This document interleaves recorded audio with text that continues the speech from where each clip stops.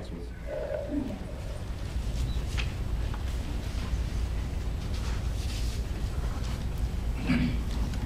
In reference to the health care law, I disagree with the governor because I feel that all citizens should be provided the resources for health care, whereas it would cut back on contaminating our communities with sickness and diseases.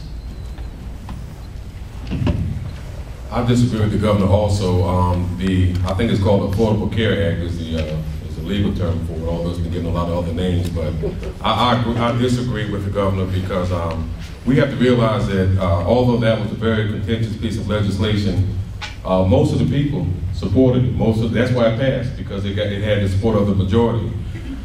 We have some very serious health issues in South Carolina: diabetes, obesity, heart disease.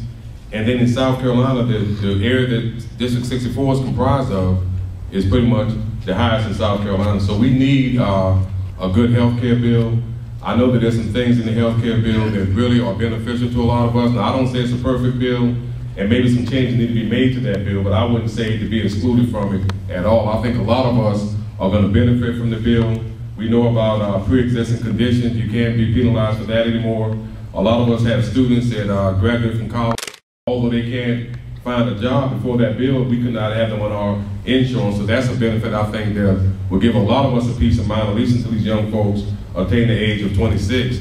You have children that were being born with very serious health conditions, and because of that, they couldn't get good health insurance. So I know it's not a perfect bill, but it's better than what we had. And I think a lot of folks that are out there against the bill are some of the ones that will benefit most from it. So.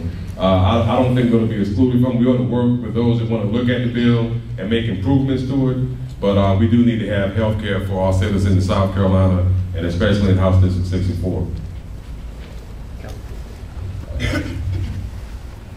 For a number of years, we've been clamoring for health care reform, and now that we have it, we're not sure we want it.